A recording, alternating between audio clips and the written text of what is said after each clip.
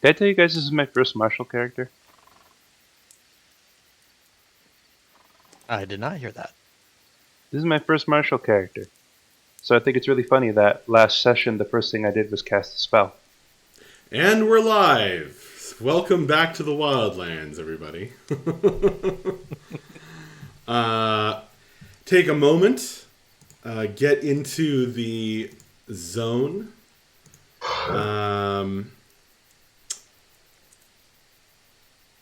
There we go.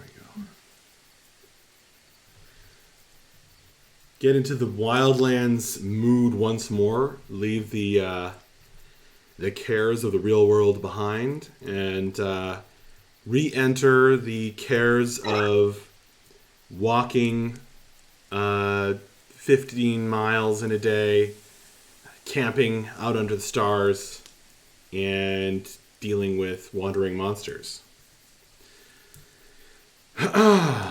You guys have made your escape from Ubin Tower, gaining great gifts in the process. But the greatest gift of all was friendship. You made your way. You lost and gained a party member. You made your way away from the tower, and you were warned by this new fellow Scrap, a rat man, a rat folk ranger, about an ambush on the road. And let's see.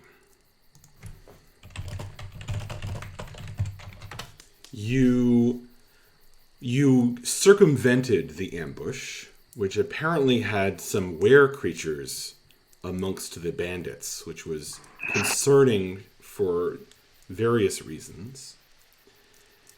And you decided that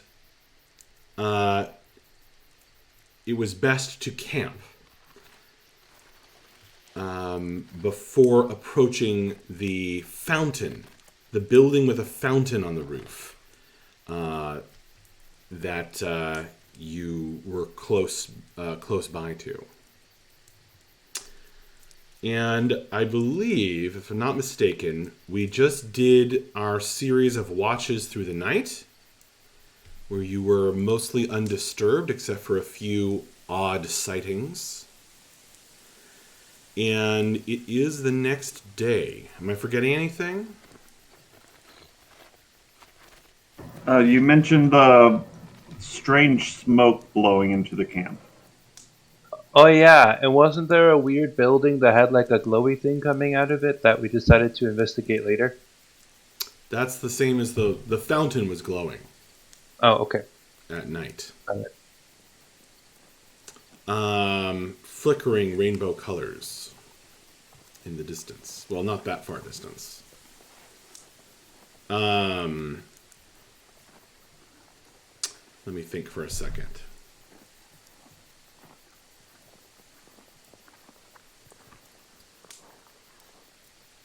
Okay.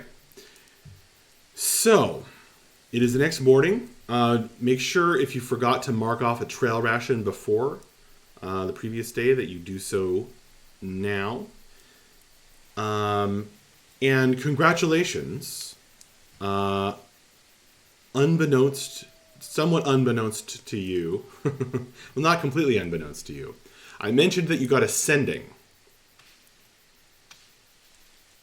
Didn't I? Yep, that's where we ended. Who is it from again? Well, this one is actually from Stray. To... And it is going to you, Akiri. Okay. Informing you that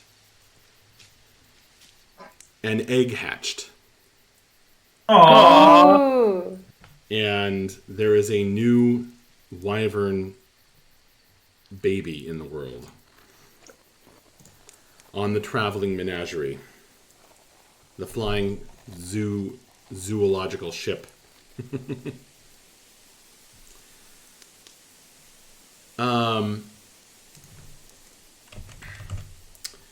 Okay, so it is early in the morning.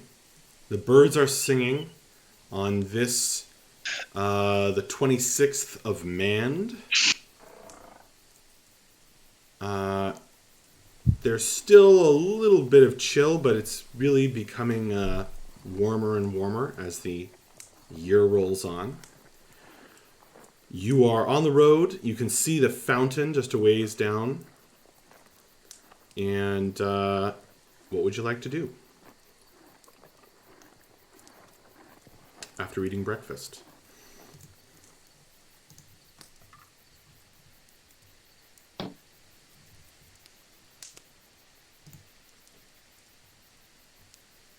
I'm sorry, I don't mean to be rude. Scrap. Is the food we carry with us okay? Is this something you're able to eat? Oh yeah, I'm a rat. We can eat whatever we want. It's great. Oh, yeah. Now that you say it, it makes a lot of sense. I appreciate you asking though. But yeah, no, me and the boys can pretty much eat whatever. Jerry, don't eat that. It has too many eyes. Put it down. All right. Sorry.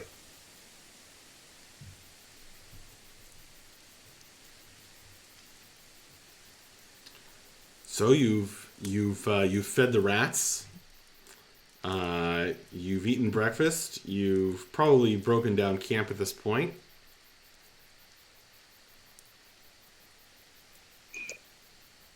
Well, do we want to go and invest in or take a look at that tower, or do we want to keep pressing on to the southeast? No, really, I am Darn. all for, but Your internet's acting we're on a up. bit of a timetable. Yes, I agree. We should just keep going. The building is along the road. It's just down the road. You stopped the previous night just before reaching it. Oh, okay. So where are you guys? Where are we heading anyway?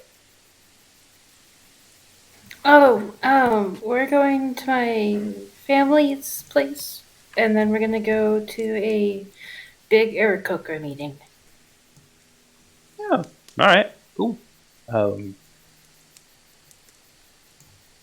You say we got a timetable. How much time we got before we need to get there?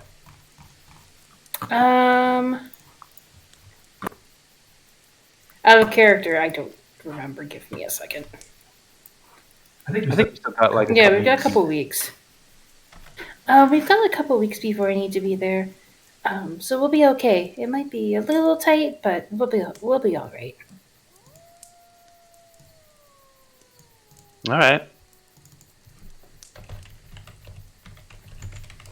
I mean, I'm fine with investigating the big rainbow laser beam if you guys want to. Let's just get closer since it's on the way anyways, and then we can see what we want to do once we've gotten a bit more information. Right. If we see that there are innocent people in mortal danger, that's one thing. It's just we find enough trouble on the road. We don't need to go looking for it. Sure, makes sense to me. Hoisting your Have I heard- packs. Well, Have I heard any stories about this fountain since I in passing through this area? yeah, sure. Roll for history, I guess. Because knowledge 8. local's not a thing. That's an 8. You've got no clue. Okay, that's fine. But with your high perception, you can see that it is in fact a 2-story building and not a tower. Okay. You guys are in Alright. somewhat of a mountainous area and forested, so it's hard to get a good look at it. You hoist your packs, tighten your straps, feeling your breakfast of rations in your bellies. You walk just 30 minutes down the road. And you come to find a well-constructed two-story building with a fountain on the roof. In fact, the fountain is coming out of the top of a giant glass tank that forms part of one of the walls. And there's something swimming around in there. As you approach, there are people on the road. And just underneath a sign that is pointing toward the building, you spot a half-orc and a green-skinned fellow making out. They're carrying packs and weapons, but they seem to have gotten distracted in their whatever they were up to. The sign reads, "The Irresistible Eel, Inn and Tavern." And it has a painting of an eel in rainbow stripes, kind of pointing toward the large building with the fountain. Okay, we're definitely stopping here. I haven't had a hot meal in I don't know how long, but we're definitely stopping here.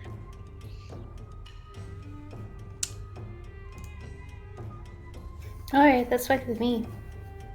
If it's alright with you guys, I might stay outside. Folks don't usually like me in buildings. As you're saying that, a tremendous bull-headed fellow comes striding down the road at the lead of a group, including a lizard man and a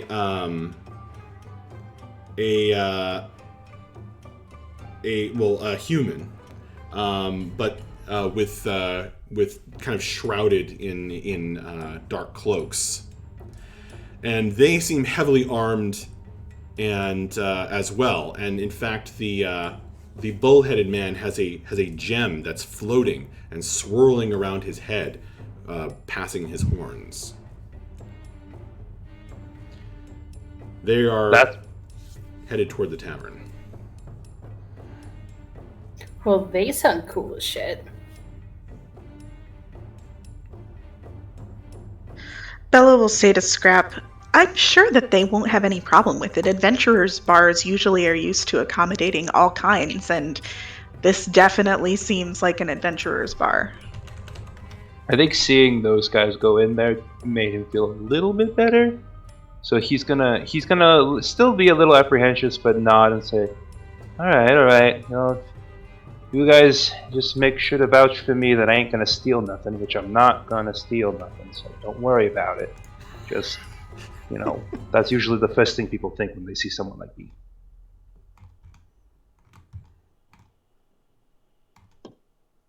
No, that they give you any shit. We've been known to cause a ruckus for people bad-mouthing our friends, so don't worry about it. Alright, sounds good to me. He's still kind of staying towards the back, hiding behind you guys. Okay. I think you mean use guys. Use guys, yeah. Alright, just hang on 1 second. Which is a little tricky because most of you are short. How tall is he?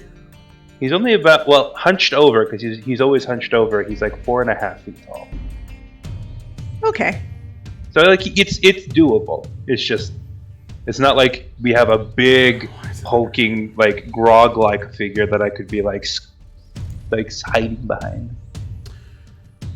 All right, guys. So you walk up and enter the tavern. You find it is a hopping place. Just absolutely jam-packed with people of all kinds. And it's a stunning place to look at because one wall is this tank, and there's this rainbow eel that lights up from time to time, a huge rainbow eel that's swimming around in the tank, and people near to it seem to be having an especially good time. This place is just a riot of all kinds of races, most of them heavily armed, but not, looking angry, and the ale is already flowing. One person grabs your attention in particular.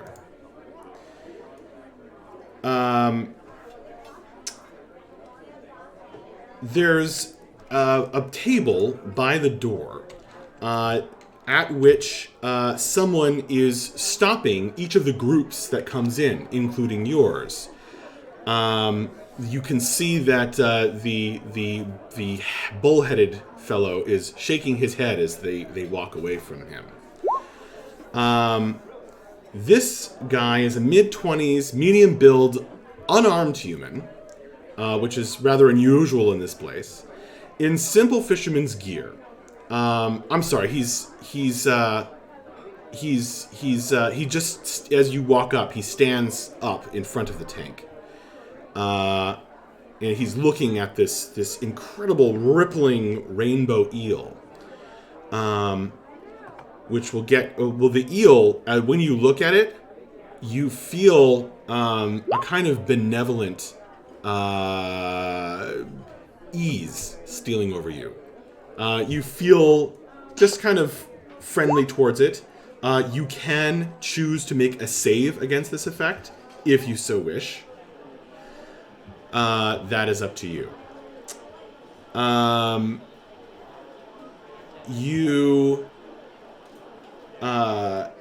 This guy, he has shoulder-length golden blonde hair, green eyes, and a straight line of a white scar going from his left ear to his mouth, which shines bright against his intensely tanned skin. The nearest table to him that holds his belongings includes some strange objects that catch your eye.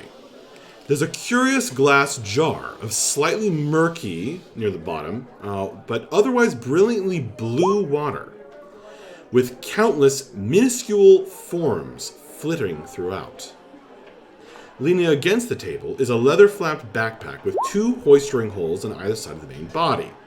Though these holes are, through these holes are a forest of poles, at least 3 fishing poles, of various colors and sizes. And there's a 4th one that's wrapped up in cloth. Now this guy, as he looks at you, you see his face is red already this morning from what seems to be a mixture of drink, frustration, and embarrassment as he rants.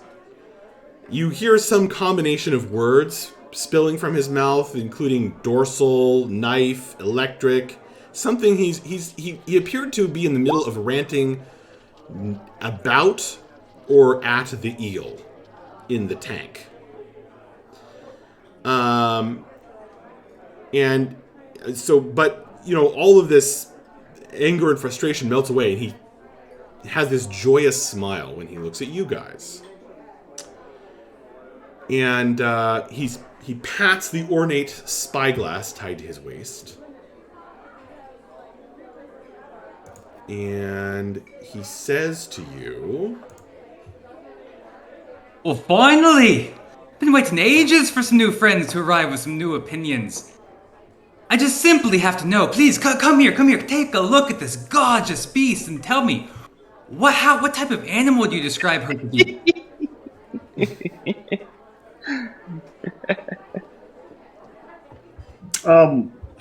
Being a man of the sea, can I make a nature check and see if I can recognize this beastie?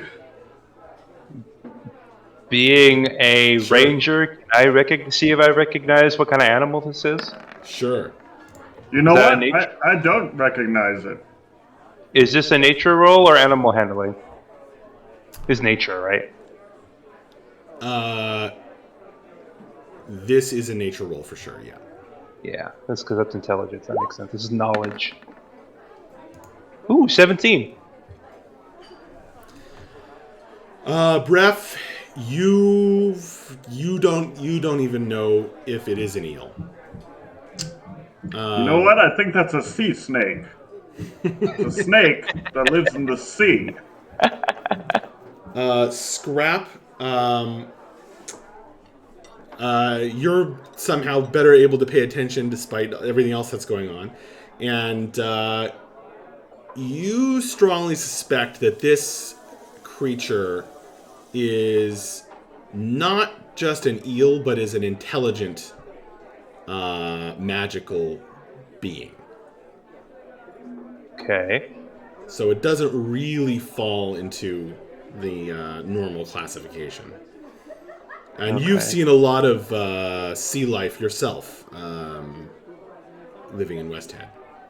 Mm-hmm.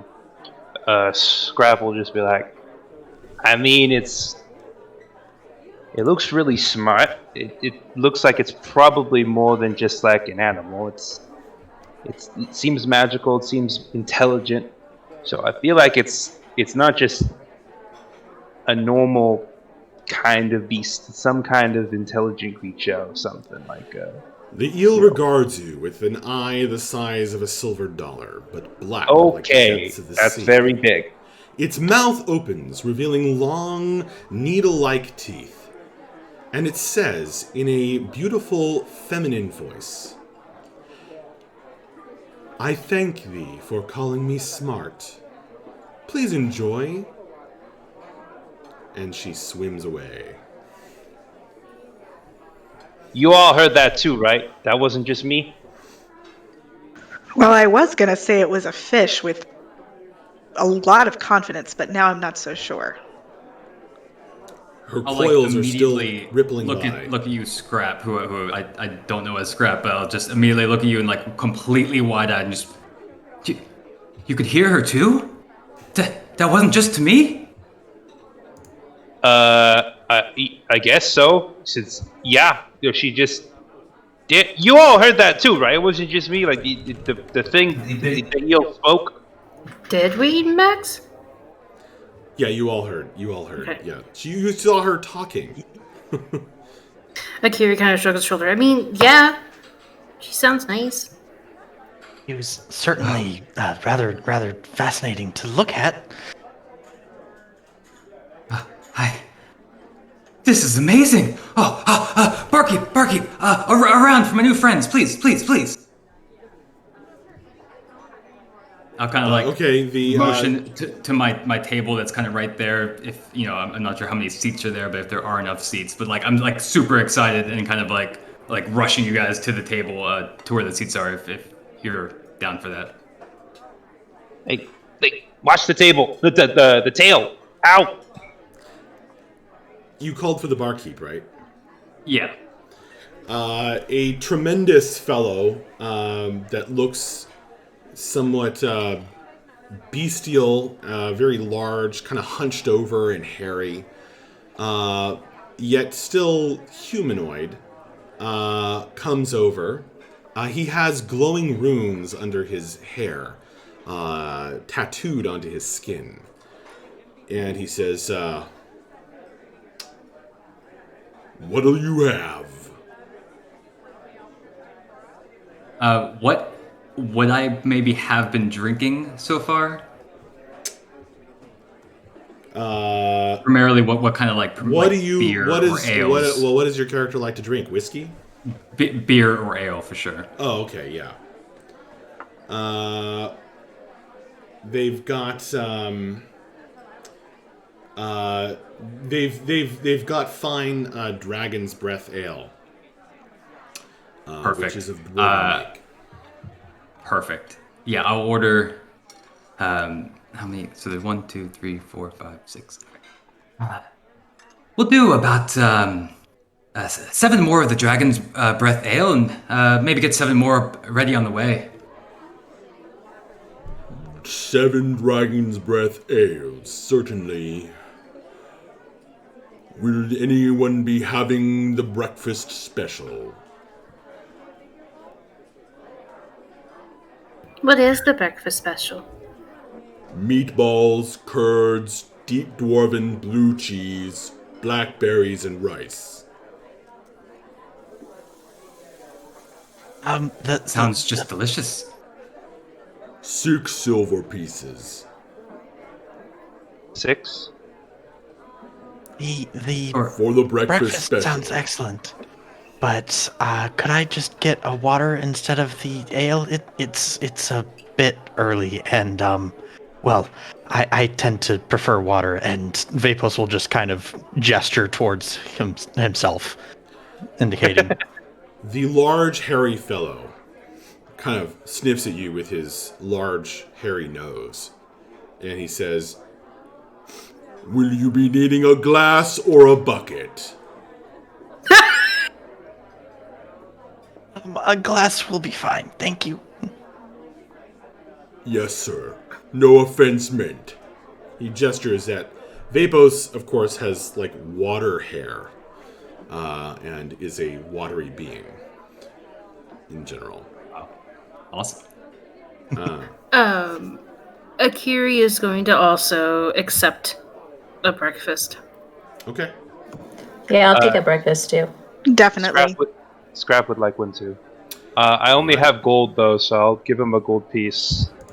That's all I got. Whatever he asked for payment, I didn't know if the 6 silver was for each breakfast thing, but whatever he asked for payment, I would just immediately, like before anyone else could react, I would just like reach in, grab whatever it was, and pay.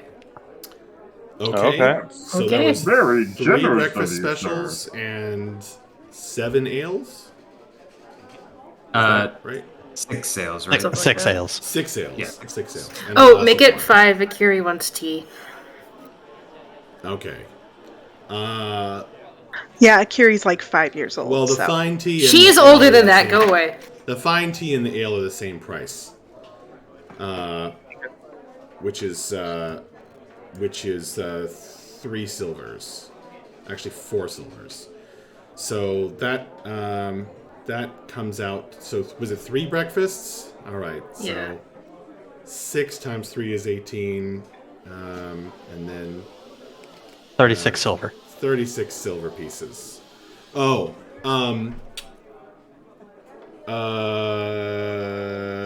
Lucas. What's your character's name? I just forgot. Finn. Sorry. You wouldn't know this, but in this world, you can't. Money isn't that interchangeable. So let's say that a quarter of your money is in silver pieces. Sorry, can you hear me? Yeah, I hear you. My Discord just crashed for a second, so the only thing I heard was a quarter of my money is in silver pieces. Yep. Okay. But the one thing I'm doing in this world is that money is based on the socioeconomic locale.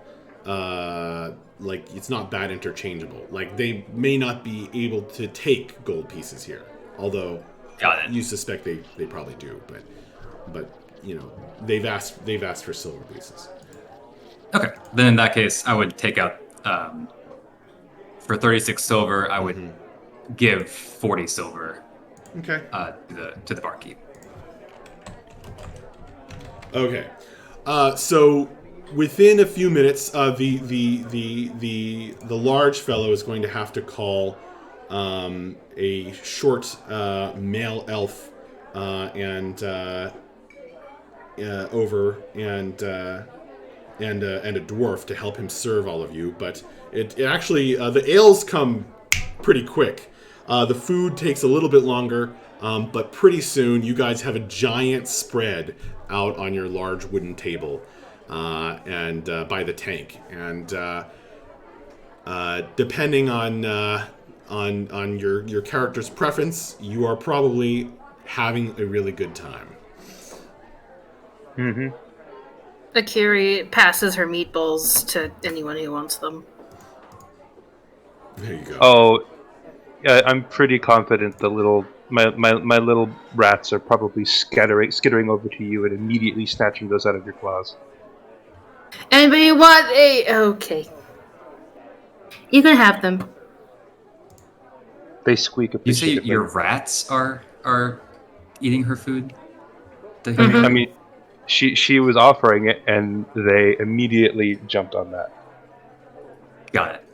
I was kind of... Yes. I was kind of like eyeball... That is what he said. I'll kind of like eyeball the rats as they're going across, and the glass jar... There's like a swarm that just kind of like comes out of my sleeve, and they just sort of like skitter across the table. Okay, when that happens, the eel swims over. "Excuse me, sir," she says. His ears flatten back. That is somewhat undesirable, and you see the large hairy fellow turns and starts heading toward you, wagging a large hairy finger. "Oh, boys, get back in here!" And all the little rats just kind of like come back inside of his clothing. He's like, "Stay inside, okay?" Sorry about that. They just sorry. They tend to do that. There's a female gnome a couple of tables over who squeaks when the rats run across the table. But she claps her hands to her mouth in delight, and she says, "Oh, cute!" And her hair turns bright pink. He's gonna look at her and just kind of like, he still looks really nervous, but he'll just kind of nod and say, he'll say in Gnomish, "Thanks, appreciate it." There's a white-skinned gnome sitting next to her who puts a crossbow on the table and plays with it and then looks at you. Scrap just kind of like lowers his profile as far as possible. Like he puts the crossbow like between you and her. Okay.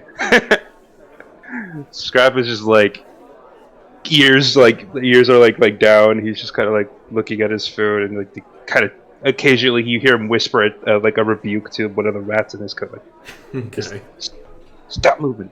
Stay in there. The So food I am like and ale is completely... excellent. Go ahead. I just wanted to say that. The food and ale is excellent. Go ahead. So I am like completely just basically like staring. Like I've got this gigantic smile on my face that is almost impossible to tell whether it's from the drink that I've clearly had at least a little bit of, or maybe what the aura that the eel is kind of emanating.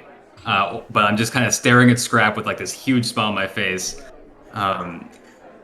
So explain it to me. You can speak to these little critters of yours, and they understand you? Yeah. They sort of just they just kind of follow me and do what I say for the most part. And yeah, they're real smart. I think they're not actually like real rats. I think they're like some kind of fairy or something that just sort of like looks like a rat, but they like me. So hey, I'm not gonna complain. They're good helpers. Do they speak to you back, or is it just a one-way kind of conversation? Not really. I sort of just kind of like based on body language and the sounds they make, I can kind of intuit what they mean. We're pretty close at this point, so I can sort of get what they're saying. But it's not like I can hear them talking to me. Not like that eel over there. They just sort of like. I'm just kind of. They're like pets, you know. When you get really close to one of your pets, you kind of can like read their body language and stuff. It's like that. Oh, that's amazing. That's amazing. And it's true. There truly is nothing like the eel over there. And I'll kind of like look back, and again, like the smile just even gets wider and bigger. And so I'll just kind of take a sip out of my dragon's breath ale, and I'll just kind of ask like more generally to the larger group. So what brings you to this part of the Wildlands? We're passing through. Yeah, I know it'll sound like bullshit, but we are literally just passing through. Aren't we all, though? Most recently, we were at Ubben Tower, so we're making our way to a less hectic location. You notice like a very distinct scowl almost on his face as soon as you say Ubben Tower. Oh, you're yes. familiar with it then. We didn't find it particularly pleasant either. By the way, I wanted to apologize. I didn't mean to insult your hospitality by asking for water. It's a bit early, and, well, water tends to do better for my complexion than ale does. Oh no, I understand perfectly. Water is my second favorite thing behind ale, but there's no beer in heaven, so we drink our beer here.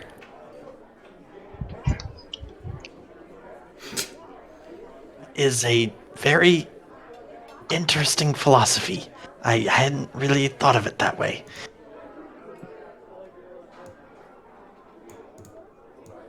So if you don't mind me asking, which part of the world are you perhaps going to next that might be more pleasant than Ubben Tower?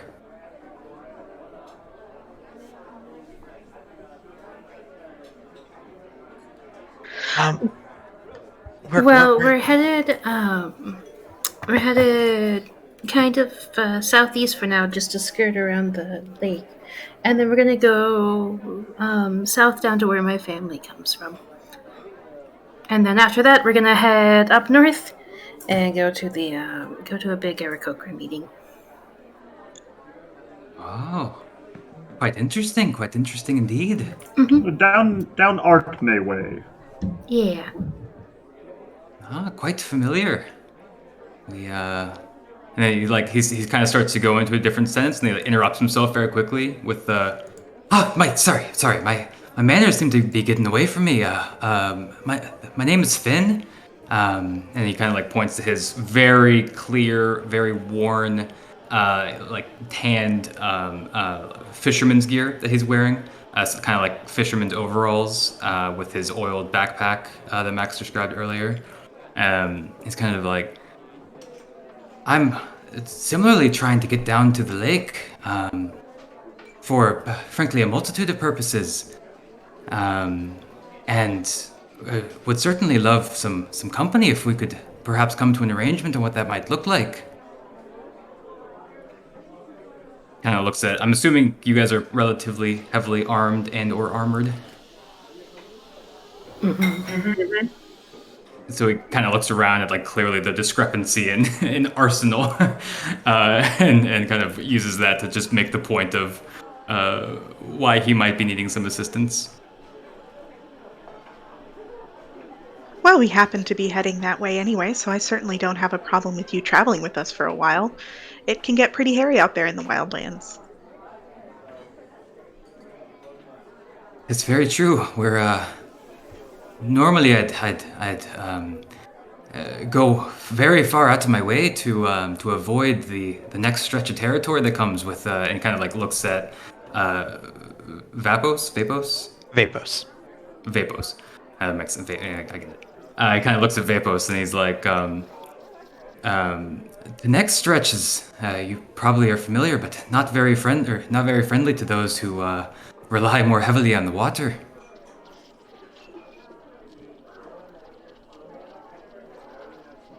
Yes, we were initially planning on trying to skirt around that particular area, but with more of us, perhaps it makes more sense to take the slightly faster route.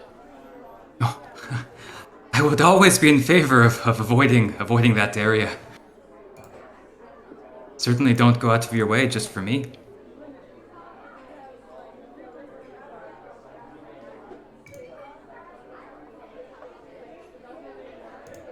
I'm terribly sorry. My manners have been escaping me.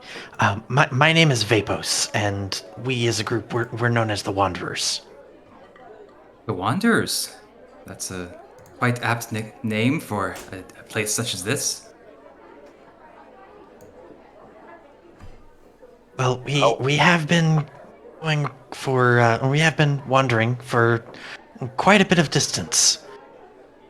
I suppose the last truly civilized place that we were at was the city of Westhead?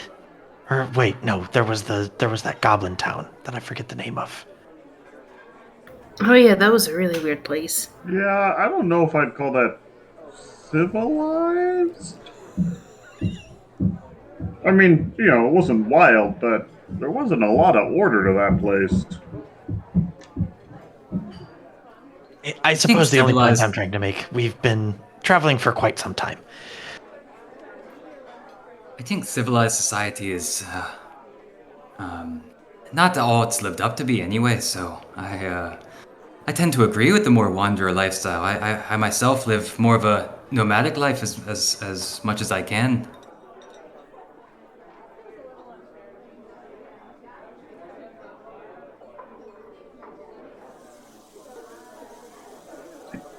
Hey, don't go telling people that. The more civilized folks throw stuff away, the more rats like me can eat. I'll just kind of chuckle at that and take a sip of his drink.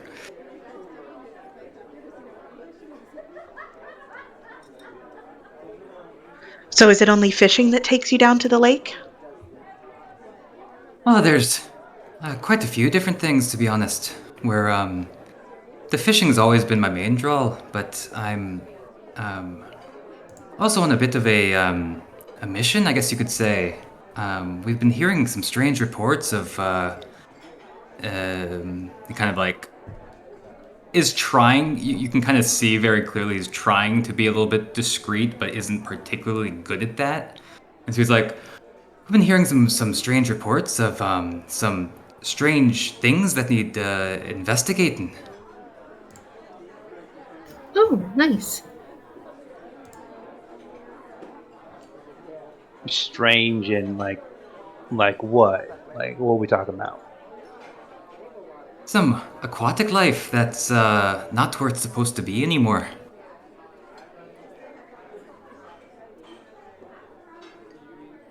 Scrap doesn't say anything, but he kind of glances over at the eel. She's in a different part of the tank. Okay.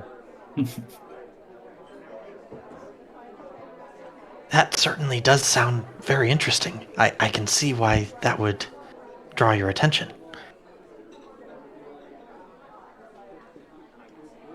We're and he again, like you can tell he's a little bit like nervous, and you can, I guess, kind of get the sense he's probably not too used to being in a situation exactly like this. But he's still just very excited, and so he's trying to kind of contain that a little bit. I'm working for a group. I'm not sure if you've heard of them, but we're called the Aquavale Resecutori. We do aquatic research of different kinds, and I've been tasked as quickly as I can possibly get there to get down to Deep Lurk Lake and like I said, do the investigating.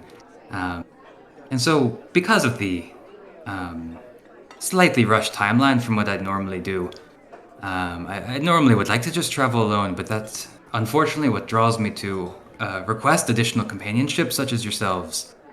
And so I'd certainly be willing to make it worth your while if you could escort me down to where I need to be. Yeah, I'm sure we could do that. I don't think it should take too long. They certainly don't have any objection. Why did you say that, Emmy? Why did you say it shouldn't take that long? Oh, fuck, you're right. Shit, damn it. Damn it. Well, at least the situation can't get any worse. Just take it. Another 6 months at the lake.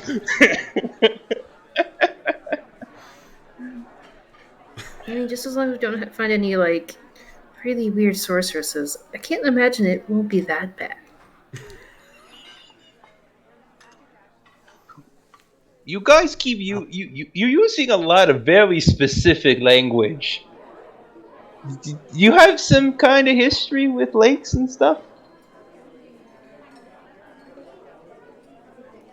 Your pause is not making me feel any better. I'll be honest. I haven't been traveling with this group for as long as some of the others have, but the one water voyage that we had was rather uneventful, at least until we got to the city that was ruled by a dragon. That's where you're wrong. If you've done a water voyage and call it uneventful, then you haven't truly done a water voyage. Well, I think that that's true. I can agree with that. Yeah. Our friend Bref here is a sailor, so he'll know exactly what you're talking about. Ah, sailor. How far away is Bref sitting from me? Like, would you have gotten a seat kind of next to me, or maybe across from a couple folks down, probably. Okay.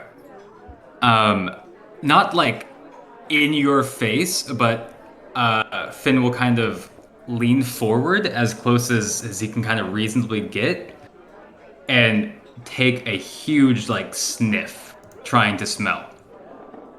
Which I have no idea what I should roll for that. You may not. Perception. Yeah, be careful. It's been a while. By which I both mean since I've been on the sea and since I've had a chance to bathe. Yeah, okay. You smell, brass and ash and a tinge of brimstone. I like how you have a ready answer for that, Max. Exactly. He'll like kind of again like scowl a little bit, not super offended, but kind of in a humorous way. We need to fix that.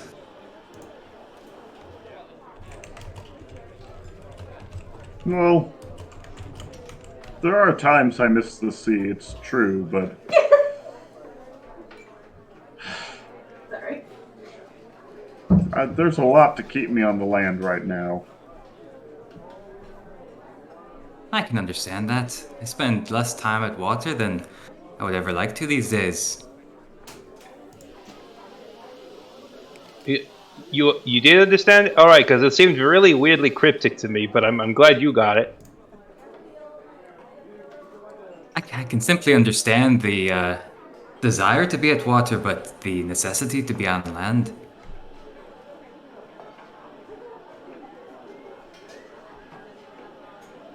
Yes, certainly. I must admit, despite what appearances might suggest, I haven't actually spent much time on the water myself. Oh, it's absolutely gas. Both the sailing, the fishing, and just the general stargazing. Everything about it is perfect. I don't know. I feel a little uncomfy anywhere where I can't hide in I can't dig underground. It feels like it's like really isolating, just being out on the water like that. I mean, I'm not a sailor, but I've always thought it sounded a little spooky.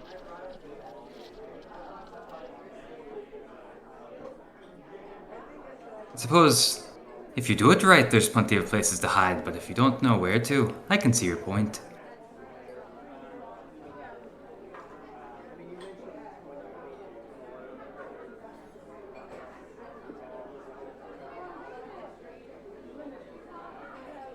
Well,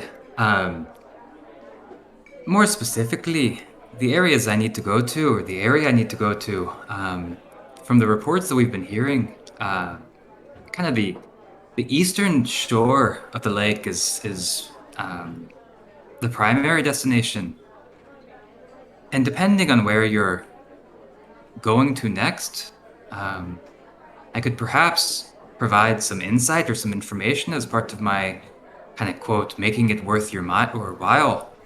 I do know a fair bit about the surrounding territories and have a pretty good grasp of the lay of the land.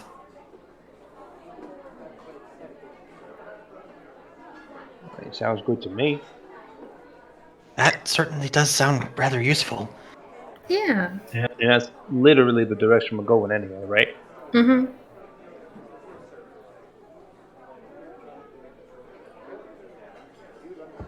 Yeah, absolutely. Perfect. I knew the stars couldn't lead me astray. I don't know if this was mentioned in his character description. The one other item that's like of note, the only item that kind of looks anything relatively valuable, is at his hip, almost like holstered like a sword would be, is what appears, you can see that kind of the end of it sticking out is an ornate like looking glass, or spyglass rather. And so you can kind of see the looking lens poking out of what seems to be kind of like a holster for it. Cool.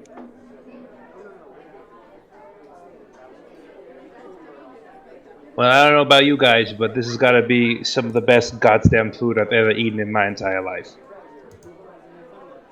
Oh yeah, this is very good, especially after what we've been eating the past several weeks. Yes, Kind of weird. I've been getting pretty tired of trail rations myself. Sure beats anything we can find in the sewers, tell you that much. That does not surprise me. Yeah, you live underground, you learn not to be picky. I'll finish everything like on my plate except for any of the meat, which I forget what was included in the breakfast, so I don't know how. There were also it was a hefty breakfast. Meatballs, curds, deep dwarven blue cheese, which is blue cheese that's flavored so strongly it's like getting punched in the face. Blackberries, somewhat surprisingly, because it's not quite the right season just yet, and some rice, on which the meatballs are resting. Yeah, Vapos definitely skipped the cheese. All right. Mavra asks if you mind if she. Of course. Go ahead. Thanks. Then we'll wrap Yoink. the meatballs up in a little napkin and kind of like tie it a little bit at the top before he eats the rice, and then after he kind of finishes as much of the meal that he can eat, he'll like pass the wrapped up meatballs over to Scrap. For the little friends later. Yeah, he takes it out of your hand. Oh, hey, thanks. Yeah, later. He puts it in his like coat, and immediately you can see it's like wriggling. There's like wriggling going underneath his coat. He's like, ow, watch it. Smacks his chest. The tavern keepers are keeping an eye on you. Yeah, Scrap's keeping an eye on them too. And 2 ears. And his nose. Probably also his whiskers. The tail's also involved somehow. In order to let the surprise happen, I skipped over the counter introductions, but you have all been heavily described Finn. But so Finn, you are seated at a table and sharing breakfast with, from left to right, Breath, who is a shortish human who's very heavily muscularly built, and carries a giant black-bladed sword. Akiri looks like that lovely picture that M drew.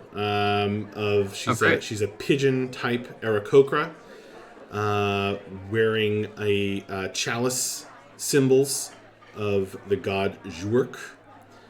And Mavra is a dwarf in green armor and carrying a green axe that's worked in the shape of a dragon's head.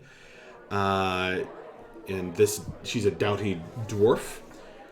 And Bella is a half elf with those awesome glasses, and she has a bunch of books about her person, as well as a set of bagpipes and a harp. Scrap, I think you have a pretty clear picture of what he looks like and is, and then Vapos also is a watery fellow. Just the only thing for Scrap, do I see any outward weapons or anything like that? He has a staff. He has a quarterstaff, and probably you would see his bow and arrow is also kind of like on his back. But yeah, he's a rat man. He's a big rat. I would say he looks well traveled. Mm-hmm. Black fur, red beady eyes. But they're all covered in the detritus of battle. Yeah, Vapos doesn't have any visible weapons, except that you can see that his hands are wrapped. Gotcha. There you go. He is the weapon. He is the visible weapon. Akiri has no visible weapons. All right. Well, once you guys have finished your breakfasts and your ale, I don't know if your discussion is finished. But what were you planning on doing next? Or unless there's more you want to discuss first. Oh, I guess you haven't settled on a fee.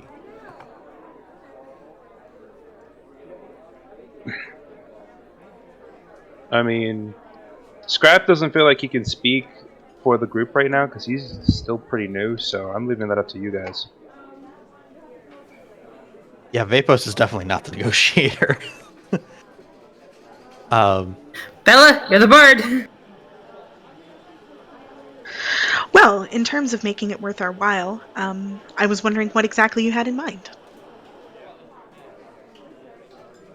Well, like I said, what I tend to like to do for favors, I suppose, such as this, is as much information as could be helpful. That, I'd surely be willing to offer that. I don't know what type of monetary amount would be common for something like this. I'm not typically the one who would be hiring an adventuring party such as yourselves, so perhaps if you have any standard fees or rates, like, I'd be happy to go with something close to that, as long as it makes sense.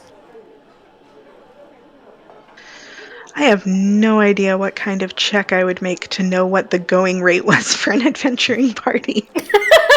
Well, there's plenty of enough of them around here. I guess an intelligence check. I guess knowledge. I guess history is the standard stand-in for what used to be 10 different skills. So history. Could I make the same check as well? Oh my god. Yeah, sure.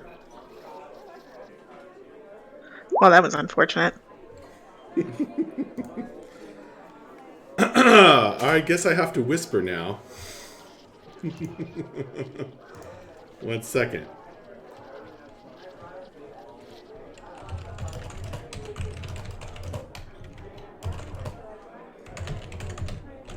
I think it speaks to how much Critical Role I watch that I feel like I should be promoting Dwarven Forge right now. Nice. Also, hi, Lucas. Hi, Nico.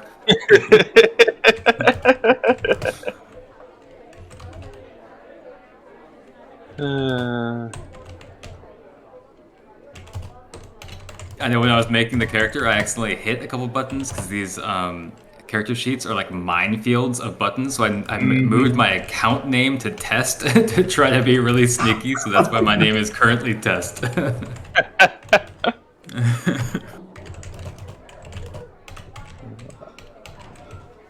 Oh, this is a very important question. How tall is Finn?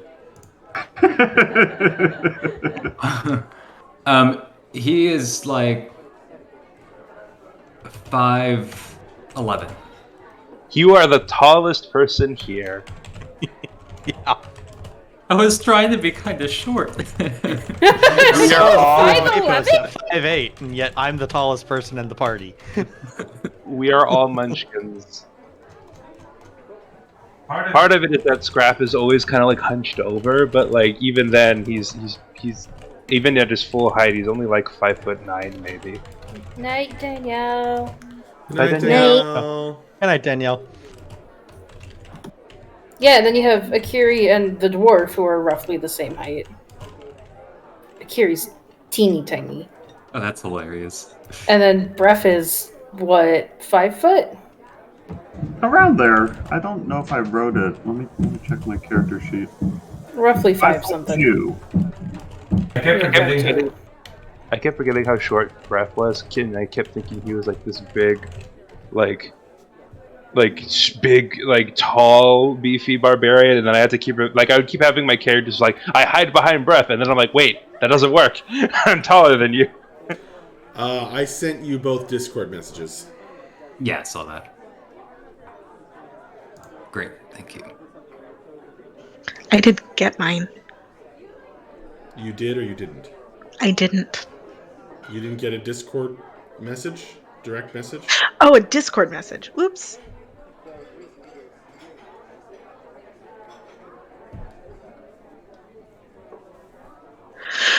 Well, generally speaking, most adventurers, from what I've heard, charge about 100 gold per day. But considering that you're willing to give us information about the area, I'm willing to come down from that. That sounds about right to me. Perhaps I could say maybe 85 gold per day. That sounds acceptable. Perfectly fair. Hopefully that makes sense, especially considering it shouldn't be too far out of your way. But just to make sure that we have exact, I suppose, clarity about the extent, I would certainly appreciate it if you would make yourself available to at least possibly see to the end of the investigation or the research that I must do. It shouldn't be it certainly will not be a long-standing research project. It simply is an area and a potential creature that I must investigate. Well, we do have a little bit of time to spare, so as far as I'm concerned, we should be able to help you out with that, if that's acceptable to the rest of the party. I might put a cap. As we were discussing, we are on a bit of a time limit. Would 3 days seem a reasonable time to accomplish your research?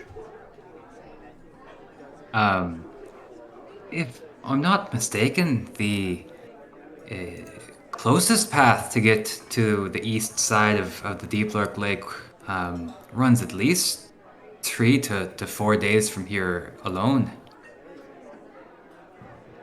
Oh, I thought you meant after we arrived that you would. Oh, I see. Okay, no. If it's on the way, then no, absolutely. Yeah, I couldn't imagine that the trip from here to the end of my research project would run more than maybe a day or two past a week.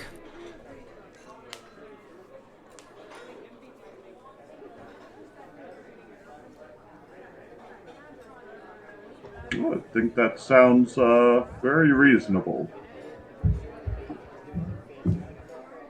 Fantastic. Considering that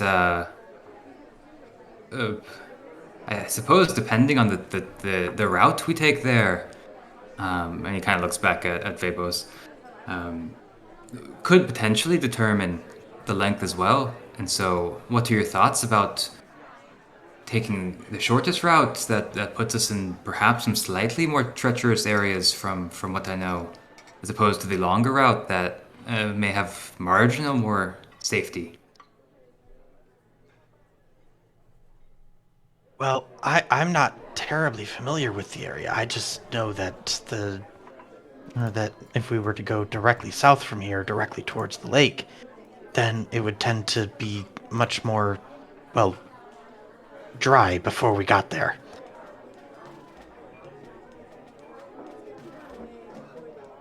But It's true. as far as the actual hazards, I don't know enough about this area to say.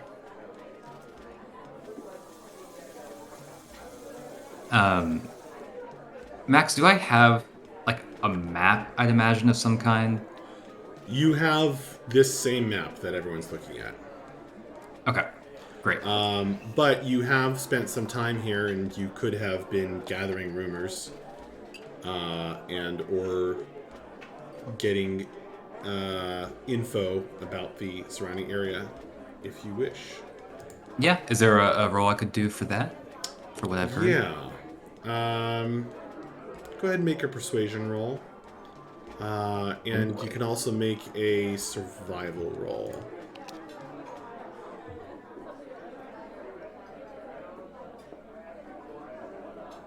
You'll do persuasion. Oh no, I'm sorry. Investigation, not persuasion. Okay. We'll just move over to investigation, which is somehow okay. So there's investigation, and here's survival. Okay.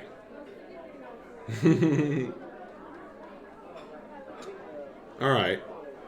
And I guess more specifically, if this helps, what I'm looking for is if, I mean, more like on the map, if we went from 1207, like either to 1307 or to 1208, and then cut over above where the desert area is to like 1308, and then, obviously the area around 1403. Well, with your survival check and whatnot, you know that you are currently just 1 day's travel to the northeast of Ubin Tower.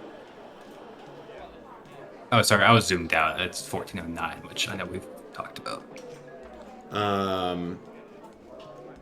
Now, if you've heard that there's an abandoned town to the southeast, and then there's a fungal forest farther to the southeast along that route. The deserty area to the direct south is known to be rather dangerous and frequented by what some mutteringly call escaped creations. Now, that abandoned village that I mentioned, smoke has been blowing this from that direction over the past day, so it may not be so unpopulated as you've heard. And in fact, there was at least one adventuring group you've approached that refused to go that way based on the alarming signs. Also, people tend to want to avoid that fungal forest for various reasons. I can't imagine why.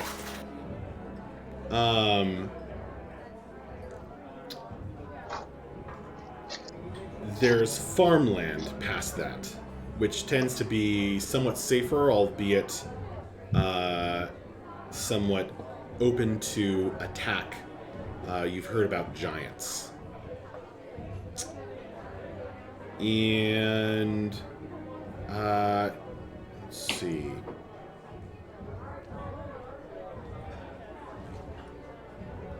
You've definitely heard about an increase in bandit activity and raids, perhaps not completely unrelated to your end goal.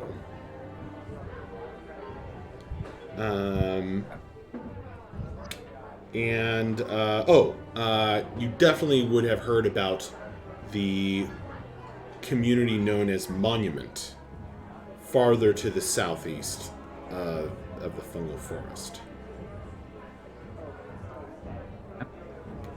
You were told no weapons are allowed there, on pain of death. Easy for me.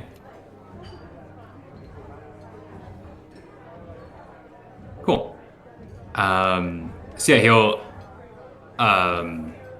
kind of like lay out, his map and kind of point to things as he's talking a little bit, and relay all of that information, except add a little bit more color to the fungal forest as we're kind of talking about that, and just kind of go, well, if there's one area that I truly believe we unfortunately have to avoid even more than the more dry areas, it would certainly have to be this so-called fungal forest. There's some people there that I don't believe would be too welcoming of, frankly, any of us. So with certainly wanting to hear your thoughts, but perhaps what we could do is begin the journey moving to the southeast, and then when we get to the fungal forest, we could just skirt along the edge of it all the way down. And unfortunately, having to dip through the more desert areas, and then depending on which part of the shore we'll find my inevitable project, we'd either end in that area or perhaps having to cross into the farmlands to the side.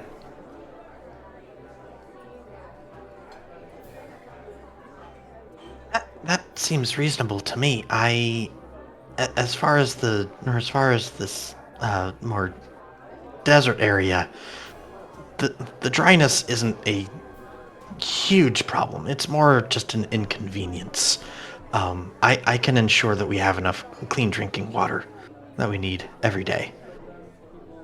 Oh no, I can assure you, it's a huge problem. He'll kind of like look over at all of his gear, and somehow in his mind, it's even more of a problem for him than it is for you.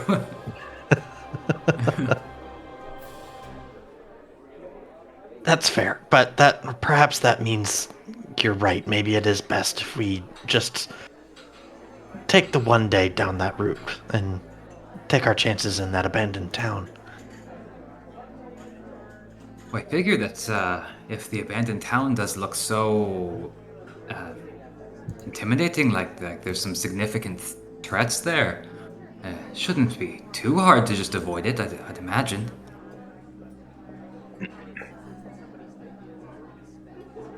Yeah, these guys got the oven tower. I'm sure they can handle whatever we find there.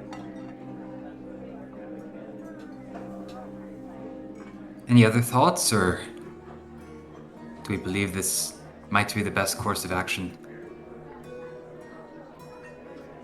I mean, it makes sense to me. Usually I like going through forests, but I'm not crazy about spooky mushrooms, so yeah, I'm more in favor with the desert. It's not the mushrooms that you need to be afraid of there. I don't know, man. My cousin Joey ate some bad mushrooms once, and it was weird. There's some weird stuff that happened from that. Yeah, I can relate to that.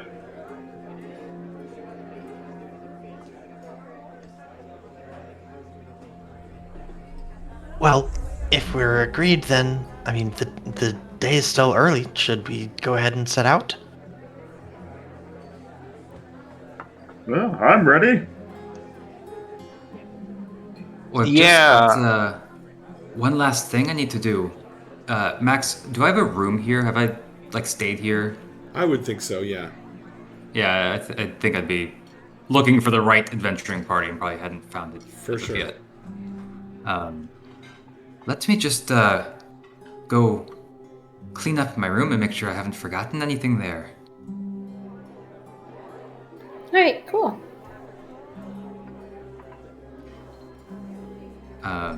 So Finn will kind of get up and take the last swig of his ale, and as he's kind of walking away, you may notice as he's walking to his room, he is going to reach down and even before he gets into the room, take out the spyglass, and you kind of see it in a little bit more full fashion as he takes it out. He's going to get into his room, and Max, I'm going to use its ability. Okay. So you get to cast a spell 3 times in succession. I do.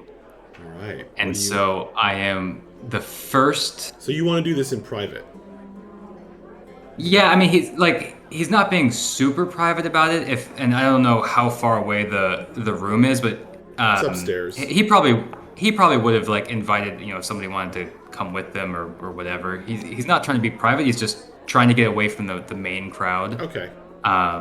Sure. And so if anybody would be interested in coming with him as he's doing this, I guess more specifically, he kind of would have said something like, I need to consort with a few other people about this plan before we move forwards with it. All right. Well, what are you going to ask as you look through the spyglass out the window and see the future? So if I read the spell correctly, I'm giving you a plan of a plan. Is that right? What is the specific course of action that you plan to take within the next 30 minutes? Oh, within the next... I misread that part. I am so sorry. Okay. I completely misread that part. Yeah, because this would probably be... I was more thinking about the route as opposed to going towards the desert versus going away from the desert kind of thing, but that probably is way too far in advance for me to use that. Well, if you're starting an action in the next 30 minutes, that would count. Oh, okay. And yeah, so the first one would be doing the route that I just laid out that we kind of agreed on. Mm-hmm. Would be number 1. What about? You want to know the results of the route? Yes. Starting off on your journey. Yeah. And so I guess to be more specific about it, since it's kind of the next part of the plan, I'll just do going towards the settlement, going towards the village that we've heard some rumors about. In essence, is going towards that place a good with trying to avoid some conflict as much as possible? Is that a good idea or not? Is that specific enough? Your reading is telling you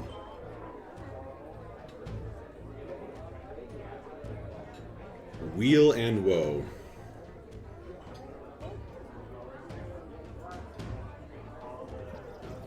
Love that. Uh-oh. Cute. Okay.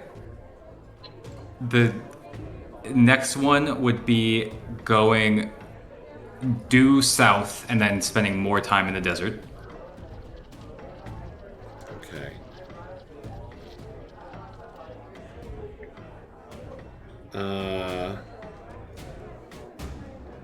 I have to make a roll now.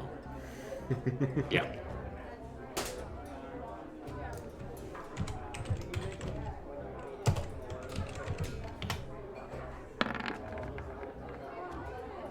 Okay.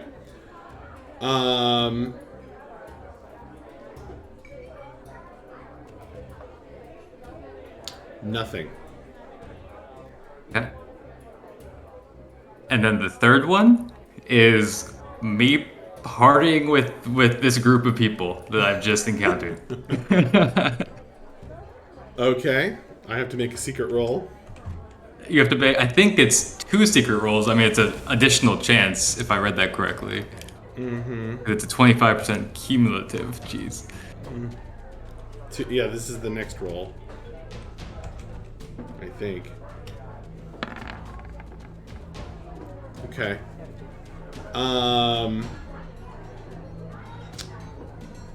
You get whoa. Perfect. Okay. Finn will take his reading and then kind of rejoin the group, or if anybody had joined him, kind of lead back out after he really had very little things in his room, some very minor knickknacks, but that's it. And so he'll kind of rejoin the group and super cheery. I mean, very happy, not dismayed in any way, and he's just like, well, seems that the stars are in our favor, so the recommendation remains to go to the settlement to the southeast. Sounds great.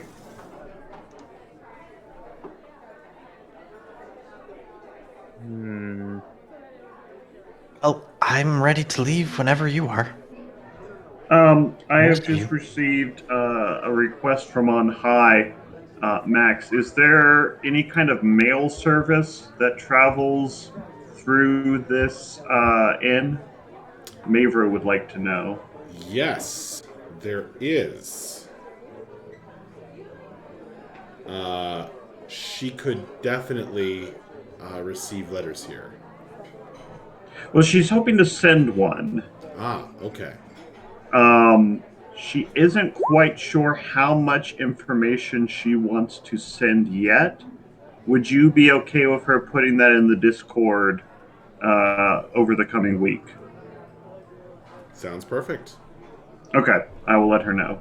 There is the old Imperial mail service that does ride by this the irresistible eel. Absolutely. Excellent.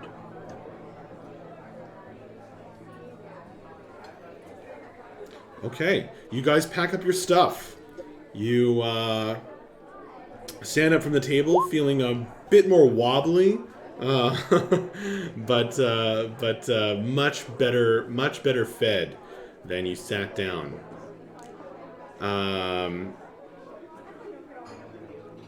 I don't remember how that works, Lucas.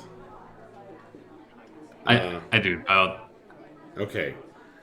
I'll link it when I use it. Okay.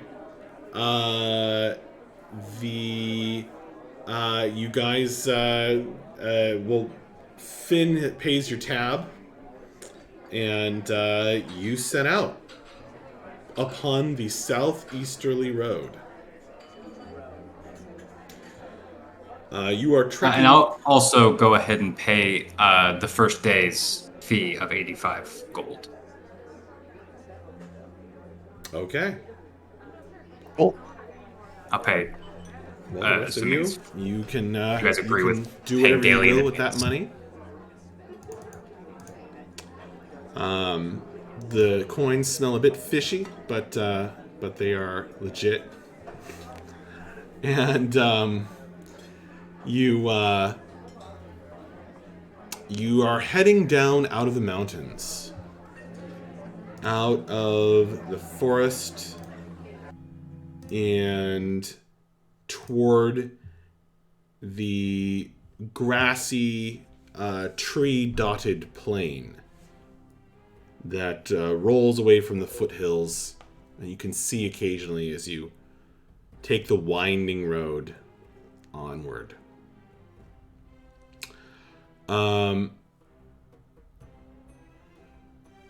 It's getting close to noon, and the visibility is pretty good.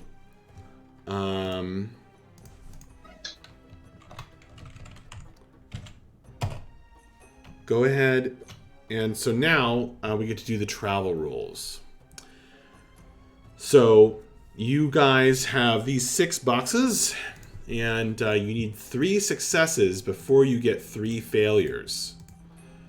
Traveling with 7 people in this terrain in your current setup. Also, you are, at least unless you tell me otherwise, traveling along an old Imperial road.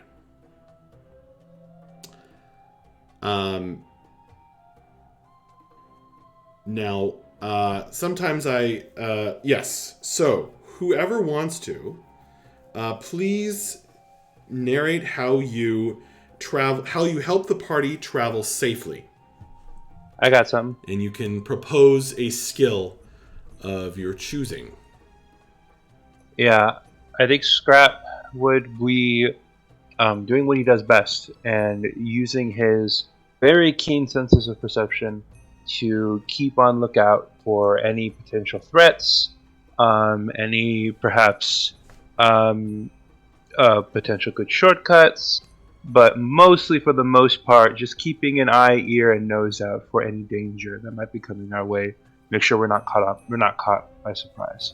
Okay, is Scrap traveling a little bit ahead in order to do this? I'm thinking. At least toward the front.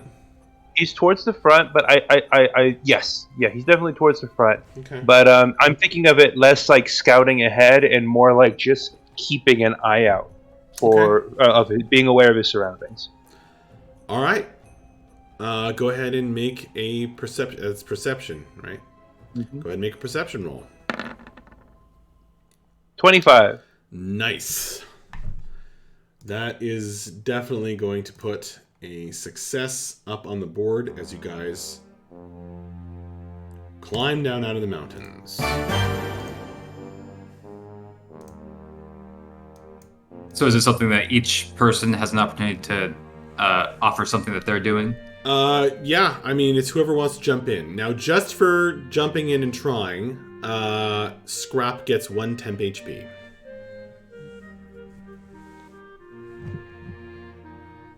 Scrap, other than the nice day and the inn fading into the background, you're not seeing too much on the road. The occasional traveler,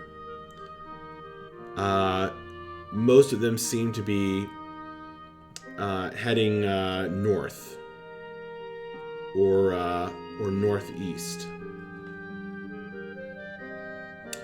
Right. But not too much. Not too much odd spotting, but you're keeping a wary eye out nonetheless. Sounds good. Akiri would like to. She knows we're getting a little bit low on rations, so she is going to. She's going to search around and try to find some berries or like root vegetables or stuff like that to help bolster their food stores a little bit. Well, that's not really a travel check. That's bolstering the food stores, but you can totally do that.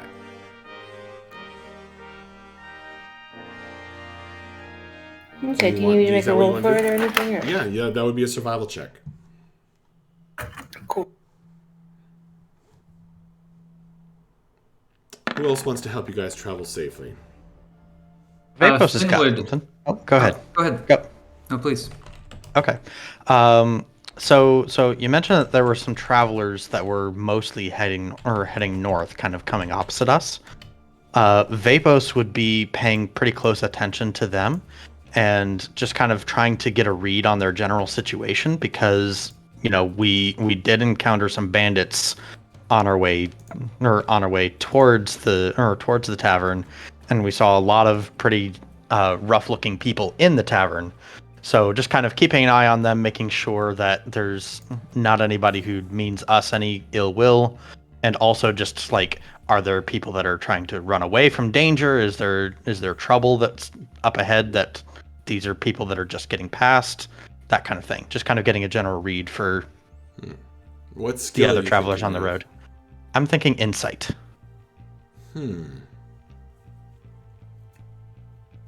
Okay.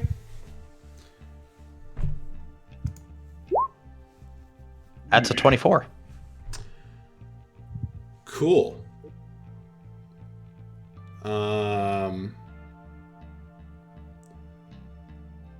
Well, that's pretty cool. So that's going to be a success. For sure. Awesome. There's another check mark. You are going to notice that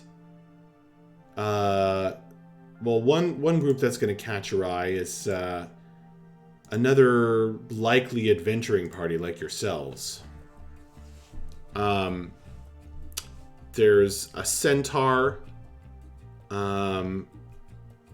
There's a lizard folk and some other scaly folk amongst the group. And they look as though they've been battered, battle damaged, singed. They are bandaged up, and they look to be wearily trudging up the path that you're going down, perhaps heading toward the irresistible eel.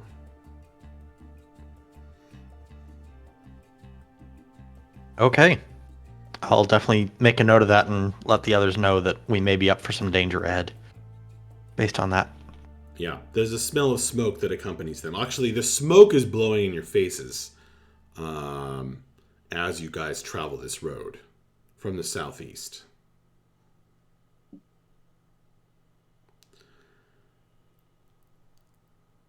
Okay. You get to 1 temp HP as well, Vapos. Now, Akiri, can you... Let's see, you got a 15? Yeah. All right. Well, you're going to find some wild asparagus. The pickings are good. You're in these mountainous forests here. There are some streams that feed Deep Lurk Lake eventually, and it's not bad pickings. But you find some wild asparagus, and with a 15. You also find some what's called southern pepper, which is more of a spice really than a food. But yeah, there's these little peppers growing along the banks of one of the streams that crosses the road.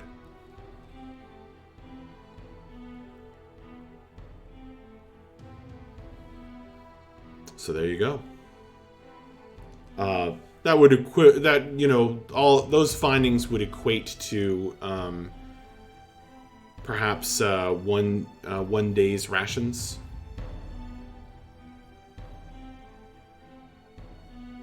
Awesome. Actually, I should say 1d4. 1d4. Roll 1d4.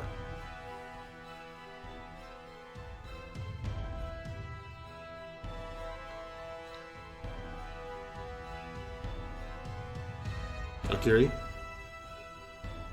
Yeah, sorry. Blanked out. What was that again? I got it. It's late for you guys. You found 3 days worth of rations. That was quite a lot of asparagus and peppers. Yeah. Okay.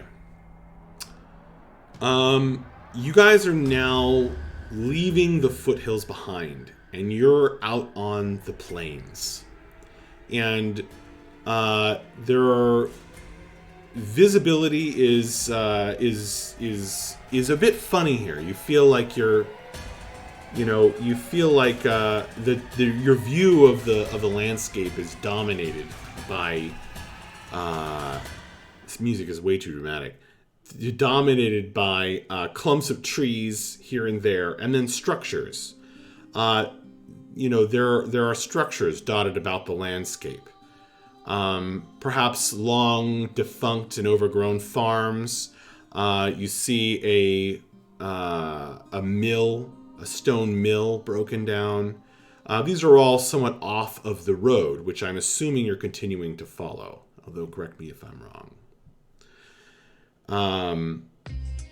And gradually over time, the structures are getting more and more frequent, all abandoned. The smell of smoke is getting stronger. And there are a few more trees as they follow a river that winds across the landscape. As the sun is already starting to get low, since you got a somewhat late start, who wants to try for the third check mark? I think I have something. So, Finn would be, especially if the smoke is starting to kind of impair some type of visibility in the direction we're heading.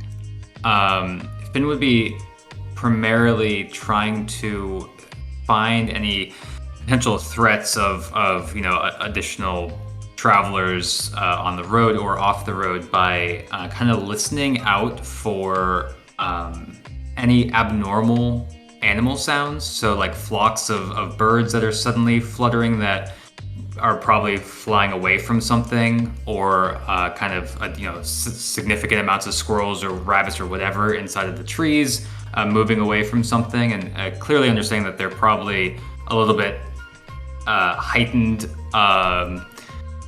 already because of the smoke and because of what seems to be happening, but trying to think of something or see something additional to that as he's traveling through.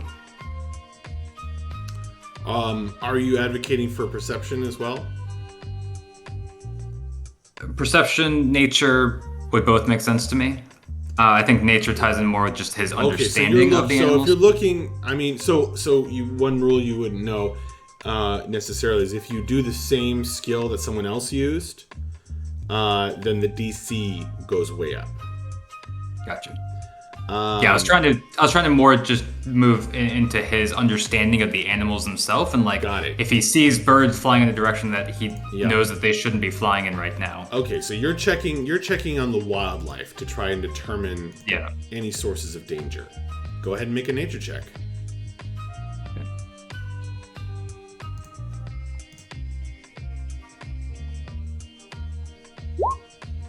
My nature is supposed to be way higher than that. I keep forgetting nature is intelligence, not wisdom. I keep mixing up nature and survival. That's my bad, guys. Weird. That is weird. Maybe we should house roll that. So you got a low number. I got a very low number.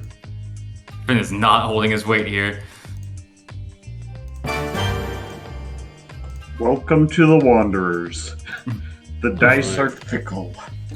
So you're keeping an eye on you see birds flying in various directions, and your heart goes ba-boom as you suddenly realize there's something in the long grasses near one of the lone trees off the side of the road.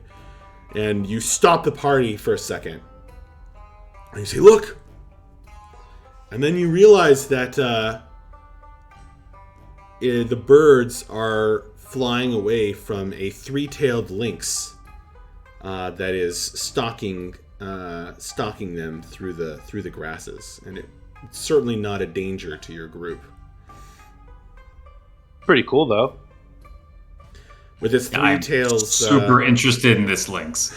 Now you're super interested. With its three tails twitching, you see it pounce on an unfortunate creature somewhere in the grasses, and drag that off toward perhaps a den dug into somewhere in the ruins, most likely.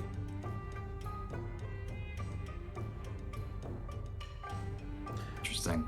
You still get 1 temp HP just for trying. 1 temp HP? Mm-hmm. Awesome. All right. I know it's been a while since we've been traveling outside. Do we still have our cart? Nope. I didn't think so. No. We sold it to Stray with the eggs. It had a baby born in it. Part of that package deal. Now that we're traveling cartless, I know some of us are probably getting a little tired out carrying all their material themselves, so I will take it upon myself to heft a few extra bags on my arms and back and lighten the load for the group. You're taking other people's packs? Alright, what kind of check are you trying to do? I'm thinking athletics. Just serious endurance. Exactly. I would say this is probably more con based than strength based. Oh, okay. I can roll a con check instead. Oh no, strength does make sense when you're increasing the weight. Let me think about that for a second. I mean, strength is literally the stat you use to determine your carrying. Okay, all right. Athletics it is. Oh my god, that's a 25. Okay. 25.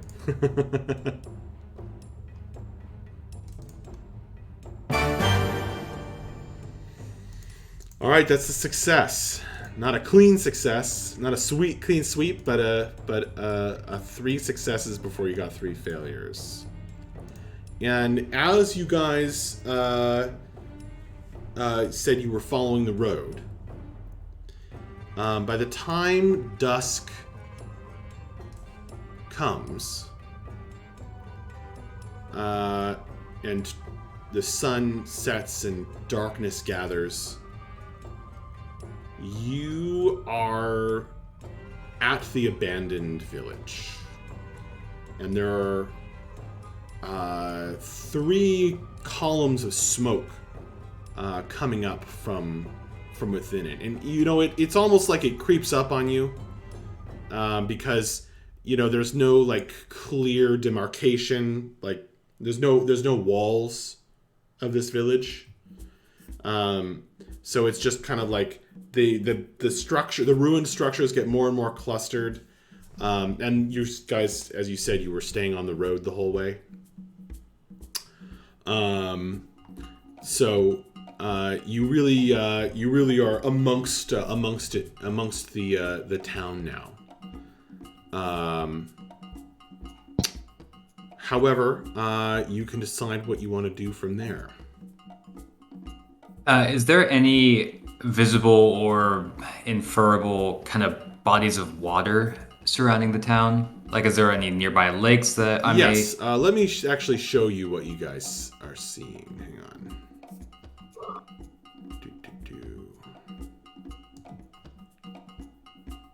Okay, do you see darkness?